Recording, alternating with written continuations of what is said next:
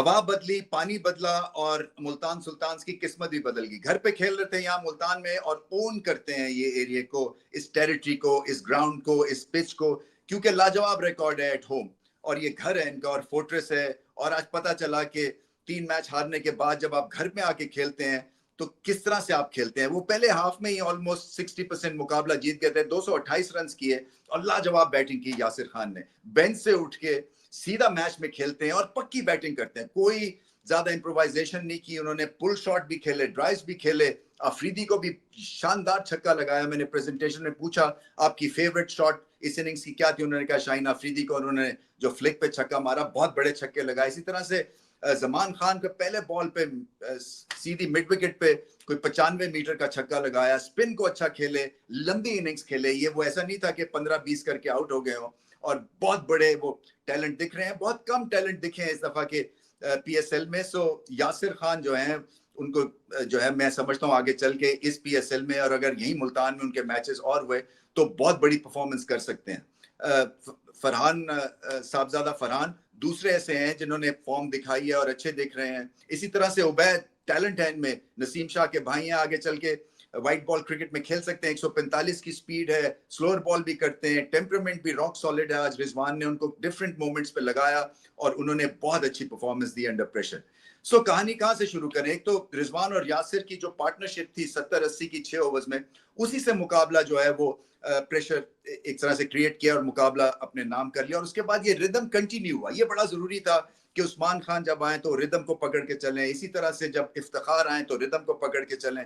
और फिर यासिर जो है वो 30-40 करके आउट नहीं किए, उन्होंने 80-85 स्कोर कर दिया। सो उससे क्या हुआ कि प्रेशर जब क्रिएट हुआ कलंदर्स की बॉलिंग पे तो फिर कम बैक नहीं वो कर सके। कलंदर्स जो है ये पाकिस्तान का बॉलिंग अटैक है और पाकिस्तान के बॉलिंग अटैक की इस तरह से जो है वो पेशी हुई कि जैसे कि बॉलिंग करनी भूल गए। सो क्या था कि हारिस रऊफ का ऑर्डिनरी दिन था, मासवाए अफरीदी के जो कि लेफ्ट आर्म स्पिनर हैं, उन्होंने बहुत अच्छी बॉलिंग की, बट बाकी के बॉलर्स की बहुत धुनाई हुई है। और ये पाकिस्तान का मसला है बॉलिंग में, सिर्फ कलंदर्स की मैं बात नहीं कर रहा। अब भारत को देखें, वो कम बैक करते हैं। अगर उनके पहले 6 ओवर्स में मैच हाथ से निकल गया बॉल के साथ तो अगले 6 ओवर्स वो अपने बनाते हैं, विकेट्स लेते हैं, डिसिप्लिन दिखाते हैं और फिर रन रेट के फ्लो को वो तोड़ते हैं। तो पाकिस्तान को भी यही करना है और कलंदर्स को भी यही करना है कि अगर मैच पहले 6 ओवर्स में निकल गया तो किसी ना किसी तरह से कम बैक करना है। और कोशिश यही होनी चाहिए कि विकेट लें, क्योंकि अगर आप विकेट्स नहीं लेंगे मिडिल फेज में, अगर पहले 6 ओवर्स में 80 हो जाता है तो फिर ये मुकाबला ऐसे ही होगा, 200 से ज्यादा टीम्स कर जाएंगी।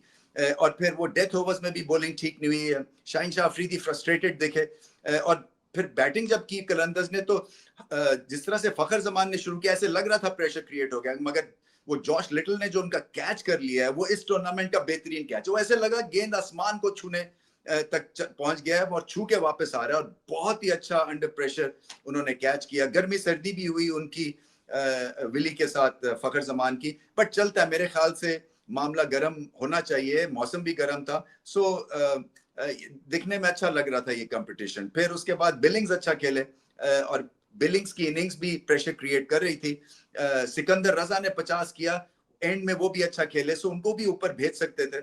वो रिशाद को ऊपर भेज दिया, उनसे ज्यादा वो समझ से बाहर थी वो मूव। मगर जो समझ से बाहर है वो बॉलिंग परफॉर्मेंस थी कलंदर्स की, और समझ आ रही है मुल्तान सुल्तान्स की, क्योंकि जैसे मैंने कहा घर पे खेले और ओन की उन्होंने टेरिटरी, और उनके पास आज पोटेंशियल भी थी, टैलेंट भी था। उसामा मीर को बड़े अच्छे तरह से उन्होंने यूज किया। उसामा मीर को ये जगह पसंद है, यहाँ पे उनकी परफॉर्मेंस बहुत इंप्रेसिव है और उन्होंने भी आके गेम को रोका, विकेट्स भी लिए, रिदम भी ब्रेक किया, और यही कलंदर्स को करना था मगर वो ये कर नहीं सके। सो मुल्तान सुल्तान 3 डिफीट्स के बाद खड़े हो गए हैं और कलंदर्स को दोबारा से खड़े होना है। उनकी टीम अच्छी है, बॉलिंग तो बहुत ही अच्छी है, मगर ऑन द डे जो आपके जो रेड हॉट सितारे थे कलंदर्स के बॉल के साथ वो नहीं चमके।